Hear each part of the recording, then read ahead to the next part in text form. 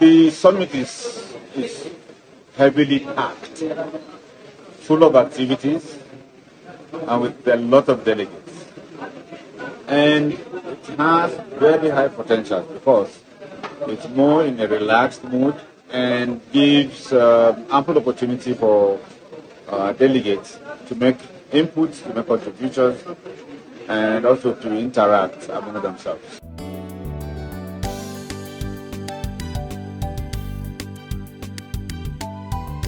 Well, in terms of those numbers and in terms of what Nigeria is doing, I think we are even pioneering these moves in two major areas. One is looking at opportunities to attract investment inflow for capital projects. The idea is that majority of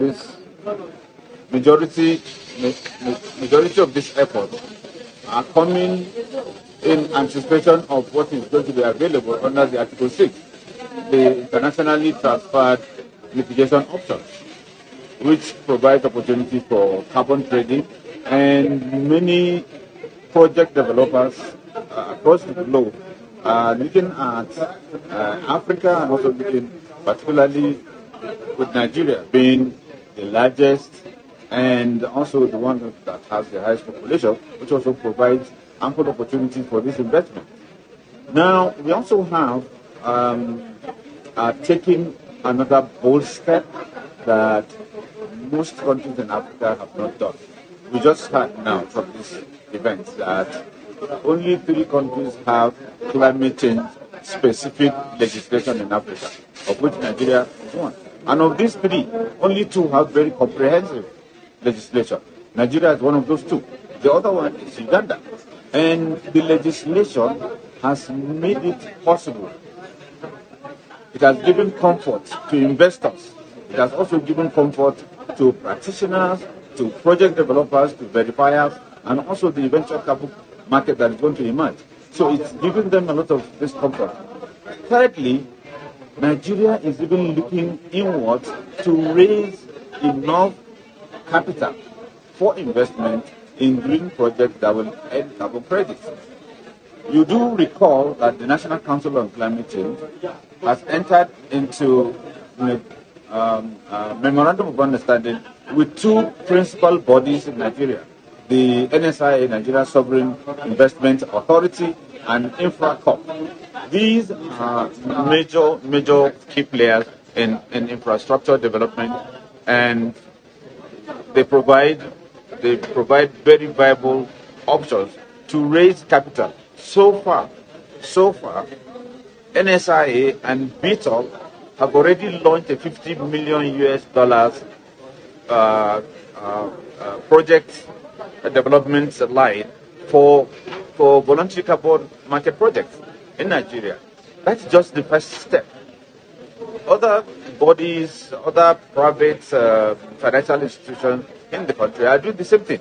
And we also recently got a mission from the Green Climate Fund, which has also assured that in addition to what the multilateral development agencies are serving as development entities for projects, they are now going to commission and accredit DBN, the Development Bank of Nigeria, which is going to be the first in-country, entity to be accredited under the Green Climate Change Fund, which also brings to fore opportunities that many projects now within Nigeria for climate finance investment are going to come up. So for us, the potentials and the journey is already looking good. We've sown the seeds and we are in the process of harvesting the benefits. What we are doing at the summit and also at the Climate Change Week is to further deepen the engagement that we are having with various financial organizations, development partners, and various ministries. We've had bilaterals with the delegation from the Netherlands. We've also had bilaterals with the Ban Ki-moon group. So the list is endless. And the Honorable Minister is also having very important engagements with these partners of Nigeria. And that is the essence of the summit.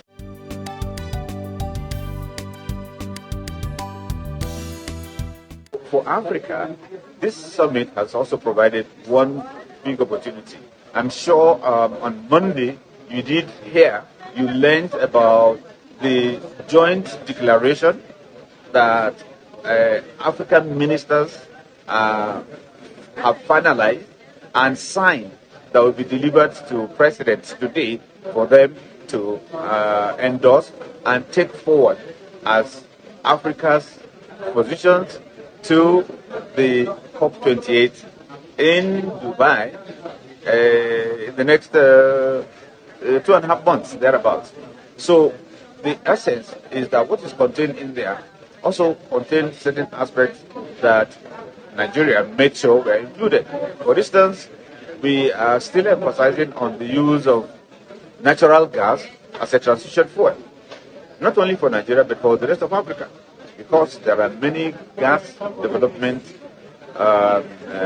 gas countries within the African Union, and we should not be expected, by virtue of the issue of loss and damage, and also by virtue of common but differentiated circumstances. So we are definitely saying, do not expect us to just leapfrog from fossil fuel to renewable energy without an appropriate consideration for the peculiar circumstances of Africa and Nigeria in particular. We are also insisting that the issue of loss and damage should be finalized in Dubai. We are also insisting that the issue of the funds for loss and damage should also be finalized, so that we have clarity on that. And we are also talking with respect to the issue of additional finance. And now, for Africa, we are more interested in looking at what is going to happen under our national adaptation plans. So we are also looking in that direction.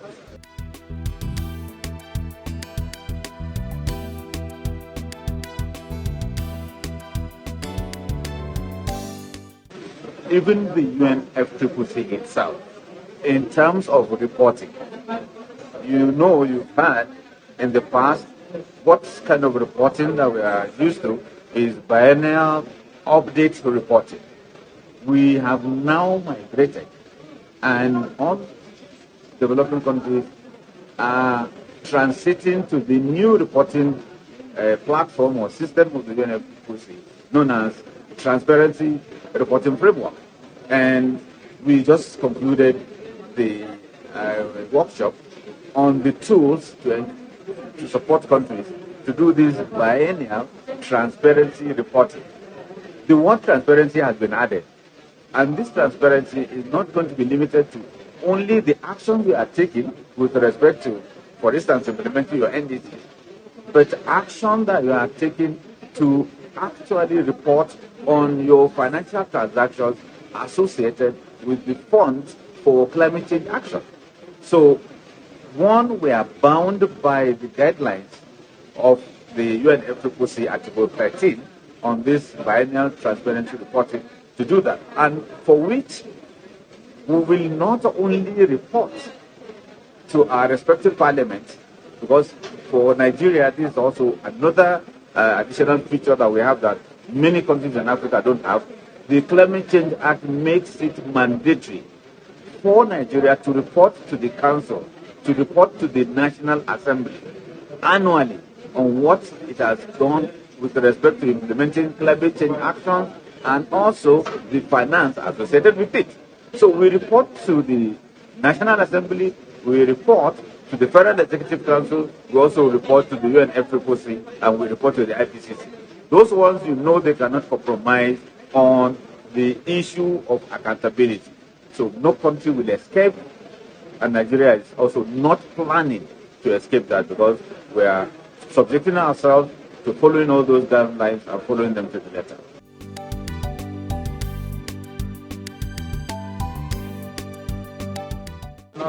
Okay, for the carbon trading, what we've done so far is After the commencement of the process, sometime in August last year, we've gone ahead to identify the key building blocks, 3 of them. 1, the establishment of a registry. 2, the establishment of the exchange. And 3, the establishment of validation processes. We've realized that if we are to, for the exchange, we are aligning and joining it with the support of the Securities and Exchange Commission to align it with the Nigerian Stock Exchange. So all that we are doing is adding or asking the Nigerian Stock Exchange to add carbon as a commodity for trading. So that has been agreed upon. As for the registry, we have some rudimentary registry that was in the making.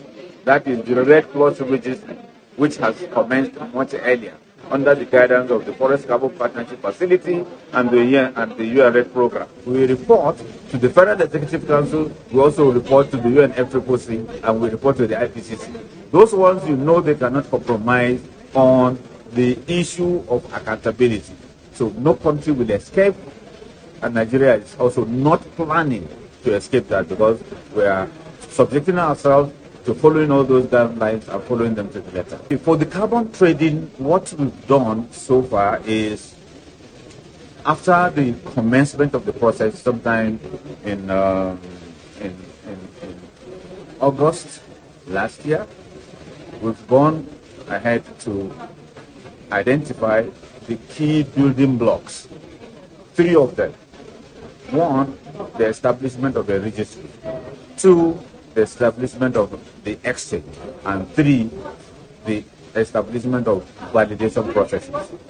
We've realized that if we are to, for the exchange, we are aligning and joining it with the support of the Securities and Exchange Commission to align it with the Nigerian Stock Exchange. So all that we are doing is adding or asking the Nigerian Stock Exchange to add carbon as a commodity for trading. So that has been agreed upon. As for the registry, we have some rudimentary registry that was in the making. That is the Red Plus registry, which has commenced much earlier under the guidance of the Forest Carbon Partnership Facility and the UN program. And then the remaining aspects will be those validation processes. Those validation processes will also require some individuals that have been certified by the UNFCCC. Putting them together afresh in Nigeria will require a lot of time and a lot of resources. So we are in the process of forging partnerships with those that are existing either within the African shoreline or globally, that are acclaimed five-star validation institutions, and then have a working or framework agreement with them to work with Nigeria maybe for 2 to 3 years, after which they exit, and then we continue with a Nigerian-made system.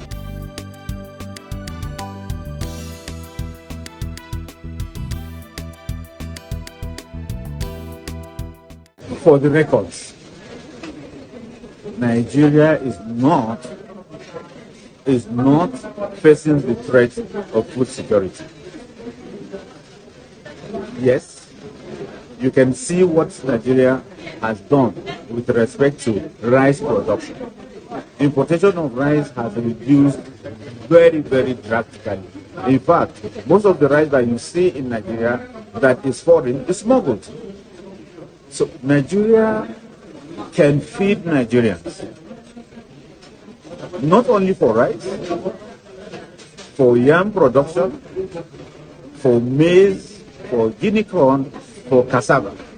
In fact, cassava and crops such as sugarcane are already being used, not only providing food, but providing secondary raw materials for export. We are also using some of them even to produce bioenergy resources, such as bioethanol, biodiesel, etc. So, for us, the important thing is to scale up what we are doing so far. And there are various initiatives. In fact, majority of the action that Nigeria is going to put in its 5-year cycle of climate change, National Climate Change Action Plan, is going to focus on 3 major areas. One is going to be on the energy transition, that is decarbonizing the energy system as a whole. And then the second one is going to be focused squarely on land-based emissions reduction processes. Where do you have this land-based? It is the Apollo sector, agriculture, forestry, and other land use. And the agricultural sector is definitely going to serve as the substrate for a number of innovative approaches, including climate smart agriculture, and then providing opportunities for landscape expansion of agricultural estates using the best attitude, the best technologies, the best opportunities for effective resource utilization, including water, including land, and also in integrating issues of a circular economy. I have seen, in fact, I visited the farm of one of our former ministers of environment, and I was amazed to see the kind of the level of circularity that has been injected. He assured me that simple or complex products such as Maggi, he does not buy Maggi at all. Everything that he consumes in his house and in his palace comes from his farm. And now, together with the UNEP, he has been able to convert the animal waste from his livestock into biogas to fuel all the energy for heating and cooking that he needs in his house and on the farm, and also all the organic fertilizer he needs for the entire farm. He does not buy palm oil, even though that farm is located in the north central part. He has a plantation of oil palm from which he harvests and mills his own oil palm. So he does not even buy oil palm from anywhere. Every protein that he needs, be it fish, chicken, goats, ram, and beef, can be gotten from his farm.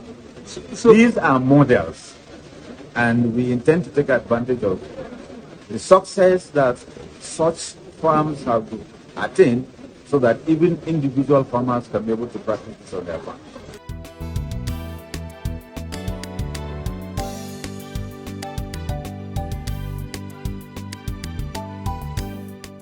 I want to differ from you in terms of this your research. Yes, you did your research and probably use exponential methodologies. Ask the average man in the village. Ask the average farmer in the village. He will tell you, in the past, if he is from the southern part of Nigeria, where we know the rainfall season is characterized by 2 peaks and a break in August. The break in August is to allow farmers who want to do double cropping in 1 year to plant maize twice in the year, to clear, harvest, to harvest and clear, and then prepare for the next one. They used to know exactly once August has set in, there is going to be the August break. Today, most of those farmers tell you that there is no August break. They don't even know when it happens. In terms of rainfall patterns, even in the north, where you know highest rainfall comes in August, now you will receive highest rainfall either in June or in July, which makes planting difficult. To plan for planting becomes very difficult. You can plant, and then the rain comes, the crops have germinated, and then after a few days, rain ceases, they all wilter, they die, and you have to replant again. Tell the farmers have known all this. Even you and I, the streams that we learned how to swim in our respective villages, those streams are no longer there. They are dried up. Where they used to send us to go and fetch firewood, they are no longer there. Those of all that actually grew in the village and had to go and cut grass to make fence, you won't see the grass that is being used for that fence anymore. These are the telltale specific signs of climate change. All that we need to do in terms of that education is to connect and make people understand the connection between these adverse environmental and weather effects affecting their everyday life with climate change, and they will tell you, now we know what it is. So what is happening for us in the council is just modifying our messaging as the main focus of our stakeholder engagement, our awareness creation, and our engagement. And it forms a big bulk. In fact, one of the 6 departments in the National Council on Climate Change is Department of Innovation, Awareness, Research, and Outreach.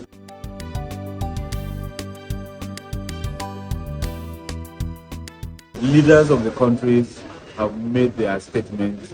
Some have identified their priorities. Nigeria has also mentioned its priorities, and it is determined to pursue the implementation of its NDCs. And that NDC is a half-life for our Nigeria's net zero target of 2060, because the NDC is supposed to end in 2030, which is just less than 7 years from now. So those priorities in our respective NDCs, we have finalized their alignment with our net zero target and with their energy transition plan. The funding that you have that we require is to be able to finance this.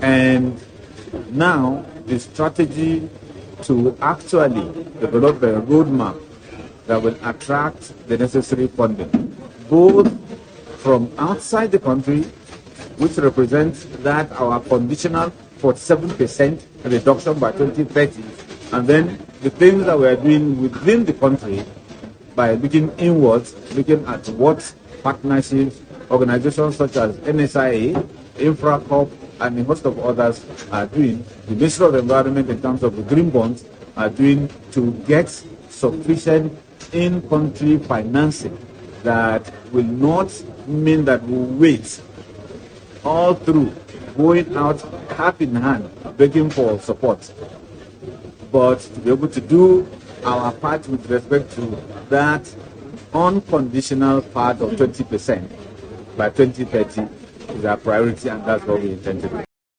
Investigations, special reports, analysis, and breaking news. Premium Times, a leading multimedia news platform, brings to you every minute stories that helps you make informed decisions and hold public officials, individuals, and organizations accountable.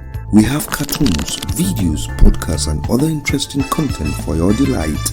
For timely update on politics, entertainment, sport, and business, visit our website on www.premiumtimesng.com and follow us on all our social media platforms. Don't miss out.